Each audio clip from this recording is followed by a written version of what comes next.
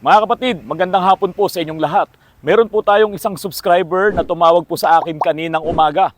At humihingi nga po siya ng tulong kung ano po ang dapat gawin doon sa kanya pong Mitsubishi Montero. Modelo po ito na tow po ng MMDA at ito po ay isinakay sa tow truck. Pero ang kanyang Montero ay naka-electric parking brakes. So unattended po ang sasakyan, wala siya doon. Nakuha ng MMDA, dinala dyan sa impounding area sa Tumana. Ngayon, nung pumunta na siya doon para kunin ang na-impound niyang Montero, pinapapirma po siya sa waiver na in good condition ang sasakyan. Pero mabuti na lang at mabilis ang pag-iisip ng ating subscriber, tinesting muna niya ang Montero kung ito nga ba talaga in good condition. Kasi ang kwento nga niya, nakikita ro niyang ibinababa yung mga sasakyan doon, mga automatic transmission, hinihila, yung gulong gumagasgas talaga doon sa impounding area, sa floor, no, sa lupa. Kaya tinesting muna niya yung Montero. At yun nga, nung kinakambyo na niya, nako, ito, bumabalagbag. Sabi niya, nasira daw po ang kanyang Montero. Mga kapatid, sana po panuorin nyo ng buong buo itong vlog ko. Pakinggan nyo po ang aming usapan.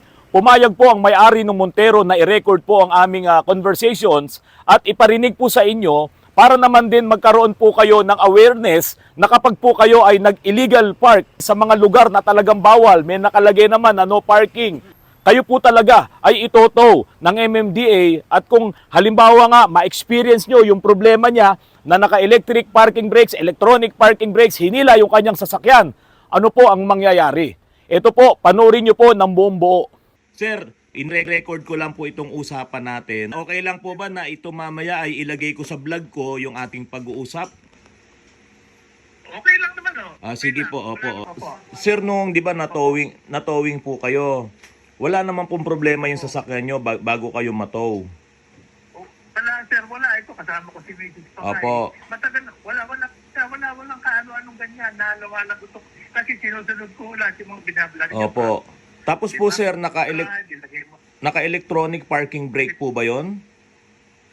Opo, opo. Opo. Yung magkano po natin na gentry po na Montero. Opo. Tapos po sir, hindi nyo po alam na natow, no? Dahil iniwan nyo po siya, hindi nyo alam na natow. Okay.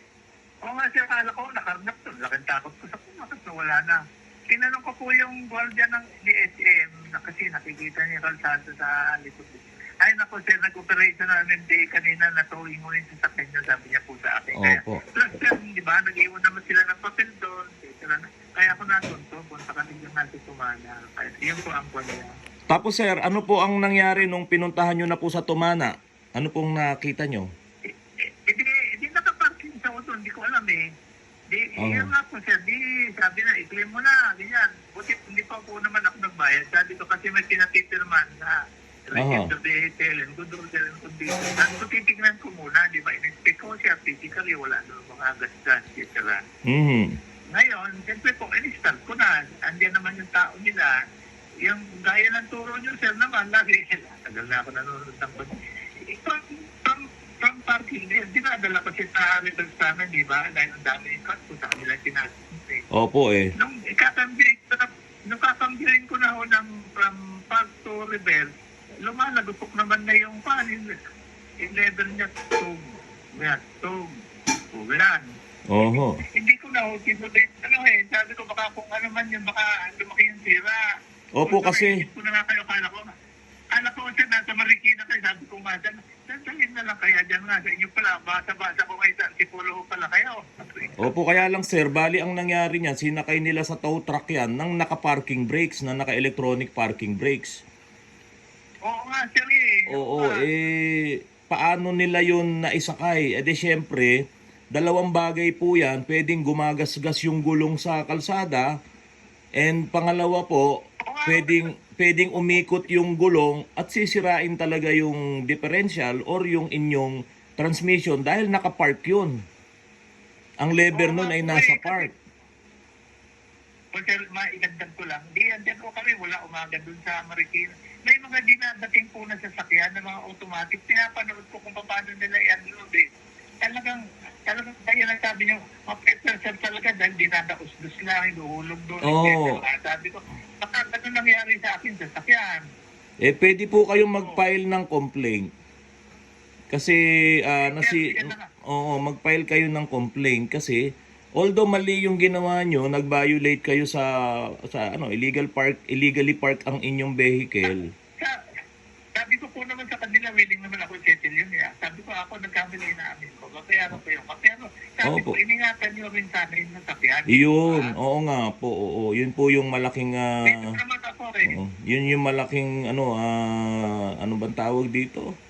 Kabayaran ng ating pagkakamali. Dahil unang-una tayo, iniingatan natin yung sasakyan natin.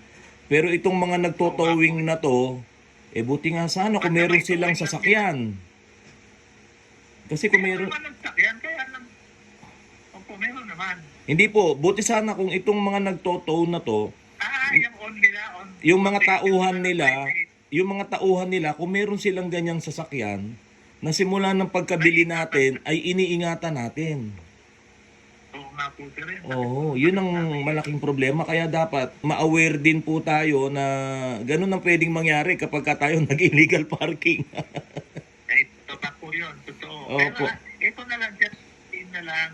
Kasi pupunta po nga sana ako sa MNDA sa Julia Vargas ngayon. Open na ng kung tawag dyan. Mag-file na rin po kayo ng complaint para if ever na magkaroon kayo ng halimbawa, meron kayong hahabulin sa kanila, naka-file. Kasi po kung ilalabas nyo na yan dyan, wala na po. Ilalabas, sir. Oo. Sabi ko, sir, na hindi ko ilalabas yan ang hindi na-settle nga yan. I mean, magkaroon na ruling yung FDA, etc. Opo, oo. Pero sir, eventually na, ang akin naman, kasi malaking tiwala ako sa inyo sa mga, sabi ko talaga naintindihan nyo lahat ng mga binabag nyo, kahit para pa sa karanasan ko sa kasa, wala din yung mga palpak din yung mga kasa na yun Opo. Kaya iniisip ko, sir, kung makwan, diyan ko sana nga ipapaayos sa inyo. Pero sir, sana matulungan niyo ako. Ganito kasi di harap ako sa MMD. Baka ho tanungin naman nila ako. Baka mabigyan niyo ako ng konting input. Ano po yung position mo, sir, pagka ganun? Ang mangyayari po kasi niyan, pag humarap kayo sa MMDA, sasabihin niyo po na hindi ganun yon, hindi ganun yung dating sitwasyon nun. Tapos, siyempre... Sinulat ko po, sir, nakasulat doon, walang ganyan, etc. Opo. So after po noon, kukuha rin sila maghahanap din sila ng mekaniko para tumingin yon, para mapatunayan kung yung inyo bang claim ay totoo o hindi. Kayo naman ganun din, ang itatanong nyo po sa kanila, ano ang manner nyo kapag hinihila nyo yung mga sasakyan. Kasi doon po mapapatunayan na mali yung ginawa nila. 'Di ba? Kung yun ay tao, pinwersa mo yung tao na hindi mo binigay yung karapatan niya. Opo, yun po ang kailangan nyong malaman. Paano nyo hinila yung isang sasakyan na naka-electronic parking brakes. Mas maganda po talaga, maireklamo nyo po para po marami rin pong makabatid na kapag ganyan, maging aware po lahat para hindi na rin nag-illegal parking at para makaiwas po sa maraming problema. Tama po. Opo. Total na sabi niya, sir, kaya minabuti ko muna tawagan kayo, makuha ko ng konting input, sabi ko. Opo. Okay ho ba na kayo rin yung tatayo na mekaniko ko kung halimbawa, gaya na sabi niya, Kasi po ako, baka hindi rin nila paniwalaan. Ang mangyayari po niyan, kapag po yan ay, ang sinabi nilang manner ay mali talaga yung ginawa nilang paghila, ang magpapatunay na po niyan ay yung mismong dealer ng sasakyan. Sila po yung authority na magsabi na mali. Na mali yung ginawa nila. Awareness din po ito. Ako po, kaya ko pong ayusin ng sasakyan nyo. Wala pong problema, maayos. Opo. Iniisip ko, sabi ko, eventually, diyan ko naman talaga ipapaayos. Kaya po nating ayusin yan. At ang... Napaka-scientific na mga paliwanag nyo, sabi ko, Opo. talagang may basis. Ikatulad sa kasa. Ilang beses na ako nagpa-service sa kasa. Ano ba yun? Sinayos nila yung steering wheel niyan. Opo. Tumatatas. Paglabas ko kay lalo lumakas yung tatas. Ano rin, ano klase yan? Kasa na yan mismo ganun pa ang kanilang pa. Pero, Opo. ang masama pa, sir, kumadagdag ko lang, yung gulong ko nanakaw pa sa kasa, napaltan ng mga luma. Hindi ko na babakit, pero yun na, dapat tira. Bago yung gulong ko, tapos paglabas. Ay, nako, bakit ganun? Ano po? Opo. Mahirap po talagang magkaroon ng sasakyan. Opo. Ay, Opo. Sige, Apo sir po, malaking tulong po ito sa mga may-ari ng sasakyan na wag po silang mag-park illegally. Mga kapatid, pakinggan nyo naman po ang payo ni Colonel Bong Nebriha. Ito po, kuya din po natin, Eagles po siya. Pakinggan nyo po ang payo niya dito po sa Nahilahan, no, sa Nato na Montero, yung may-ari nito, kung anong dapat niyang gawin pag pumunta siya diyan sa ahensya at magpapile daw po siya ng complaint diyan po sa MMDA. Kung yan electronic, kung may nasirang component yan, Opo. I suggest yung complaint immediately. Opo. Nahalataan niya na ba yan? Nahalataan niya ba nung kinuha niya na wala na siyang ano? Actually- Sira na, may lumalang ito. Actually kuya, ano po hindi niya na inilabas kasi po nung pinapipirma siya ng waiver, tinest drive niya muna. Tapos yun nga po, pag umaatras siya, lumalagabog na yung yung transmission. Kaya hindi niya po kinuha. Hindi niya po kinuha, nasa tumana pa. So sige, Opo. okay. Mag-file agad na kayo ng complaint Opo. sa MMDA. Oo. I suggest, sa magpunta kayo doon, kumuha na kayo ng sulat. Opo, oo. Pwede na kayo sumulat kay chairman kung gusto nyo about Oh. the complaint. Saka po Kuya Bong, ano naman po yun mga accredited towing company naman po yun no? Oo. Opo. Para mapanagot nila. That's what I Opo. mean. So that Opo. there will be a process. Opo. Paanahin yan, i-complain nyo, mag-ready na kayo ng sulat, Mm. then you go to MMDA, pwede kayo pumunta sa traffic adjudication, and then i-complain nyo. Opo. Ang problema niyan, may hearing pa yan. Opo, Diba? oo. So, ngayon, may hearing yan, kung papabor sa inyo, babayaran kayo ng tow truck. Alam mo Opo. yan, usually yung ginagawa ng tow truck, kami na lang magpapagawa. Ganun. Ayun, opo. Opo. Kuya Bong, bali po kanina, Yan po, para sigurado. bali po kanina po kasi tumawag po sa akin itong subscriber ko po. Tinanong ko po siya kung pwede kong i-record yung conversation po namin. Pumayag naman po siya. Kaya ang sabi ko nga po doon, iyan yung kabayaran nung pag illegally park natin. Sabi ko kaya dapat maging lesson na hindi tayo nagpa-parking illegally kasi ano yun talagang hihilahin nila yan. Yun nga lang baka kulang sila ng seminars dun sa mga ganyan na dapat matutunan din ng mga nagtotow. Correct. Opo. Ang ano talaga dyan is tama, illegally park. Mm. Pero it's not a sin. Lagi ko sinasabi, ang illegal parking, it's just a traffic violation. Opo. Hindi yan kasalanan o hindi yan krimen, di ba? So, lagi kong pinapaalam sa tow truck, ayusin niyo yung pagtotoo kasi ano yan possession yan possession yan ng Opo. somebody else, di ba? Opo. Na nagkamali ng park. Ayun. Pag may masira dyan, may Oo. magasgas dyan, tamaan yung mags dyan, Opo. malaking ano yan, issue sa atin. Kaya nga pag po. tayo nireklamo, i-hearing yan, pag hini-hearing tayo, maaaring mawala tayo ng hindi tayo makapag-towing because of that. Tayo nag-delay, tayo nag-permission. Sa kanila kasi ano yan, binabayaran sila. Opo. Kuya Bong, ako po nire-record ko po ngayon pero portion na lang. Okay lang po ba magbigay po kayo ng ano po ba kung papayag po kayo na i-air ko mamaya sa vlog ko para naman yung mga motorist natin ma-aware sila doon sa mga nagpa-park ng illegal na pag ginawa nila yon, pwedeng ganito yung magiging consequences. Doon po sa sinabi niyong ang illegal parking ay hindi talaga malaking kasalanan. Vlog ko po kagabi tungkol po doon sa nasisira mga automatic transmission. Kaya po nabanggit ko doon, kapag hinila yung automatic transmission na naka-neutral or naka-park, masisira po talaga. So may mga nag-comment po at tumawag na po sa akin itong subscriber na yun nga daw po nahila lang siya nung isang araw at yun nga po nasira daw po yung sasakyan niya. Hindi niya muna po kinuha doon sa Tumana. Opo. Ano po ang mai-share nyo po, Kuya Bong, sa mga motorist po natin, lalo na ngayon na talagang maigting po yung yung mga clearing operations po ng MMDA? Well, unang-una po, kumuha po tayo ng mapapaglagay ng ating sasakyan sa tamang lugar, Hindi po tayo naka-obstruct, hindi tayo naka-illegally park, Lalong-lalo na po, kung di po natin sigurado na yung kalsada na papag-iwanan natin ng sasakyan ay mabuhay lane, Pero lahat naman po yan may mga signages, Sa akin lang, yan po, pag nato kayo, yung pag-illegally park, hindi po naman, ano yan, it's not a sin, hindi yan kasalanan, hindi rin po yan krimen.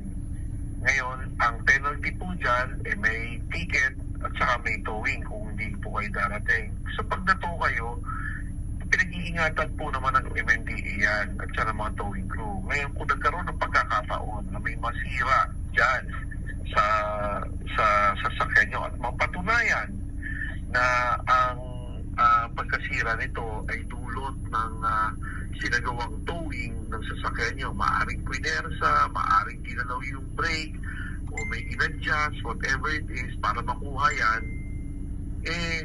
may pananagutan din naman po ang towing company na gumawa niyan. Opo.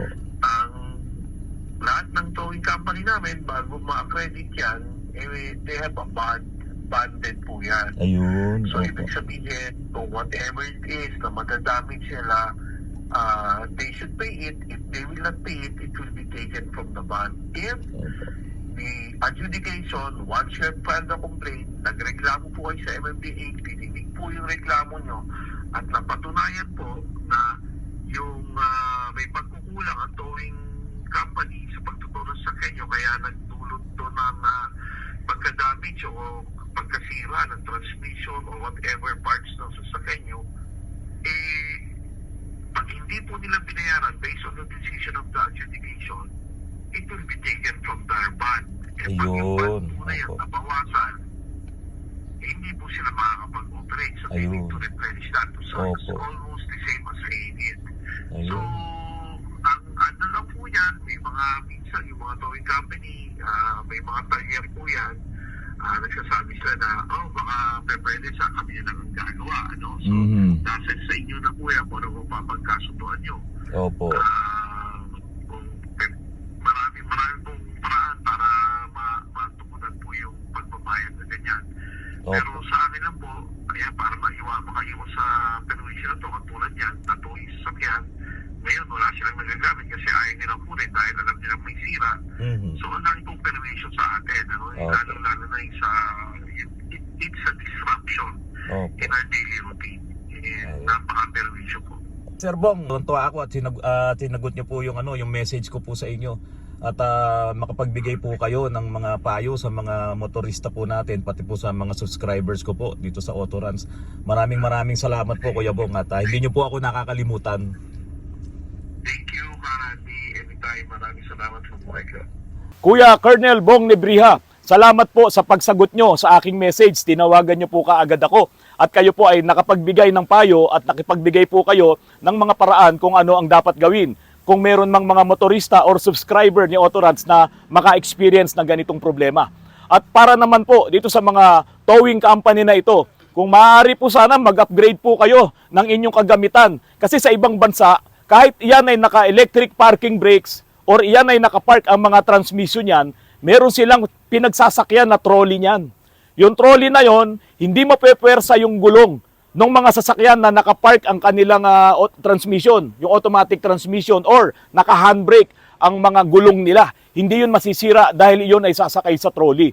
Kaya po, kayo naman na mahilig mag-parking sa mga illegal na mga parada, na mga lugar dito sa Metro Manila, tandaan nyo po, ang MMDA ay talagang matindi ang kanilang mga clearing operations. At kapag po kayo ay natsempuhan, siguradong iyan ay itotowing. Okay lang kung nandoon kayo para mabigyan pa kayo ng pagkakataon. Pero kapag kayo ay wala doon, talagang hihilahin nila yan, isasakay nila yan, masira na kung masisira. Bakit po? Kasi hindi naman trained yung ibang mga tao na nandyan sa mga towing company na yan. Ang talaga pong mga trained ay yung mga MMDA personnel. Kaya lang, kung may masisingit dyan na hindi naman talaga maalam dito sa mga makabagong sasakyan at hindi nila alam na makasisira pala sila, ayan ang malaking problema. Kaya po, sabi po ni Colonel Bong Nebrija, ang pagpapark illegally ay hindi naman talaga krimen yan. Ang katampatang penalty niyan ay magbabayad ka ng ticket or i-impound ka. Pero ang malaking problema dyan, kapag nasira na ang mamahaling sasakyan mo, dahil iyan ay tinow or pinwersa na iyan ay isakay doon sa kanilang truck at iyan ay nasira, diyan na po lumalaki ang problema. Kaya po mga kapatid, wag po kayong mag-illegal parking lalong-lalo na dito sa Metro Manila. Magandang hapon po at maraming salamat po sa inyong lahat.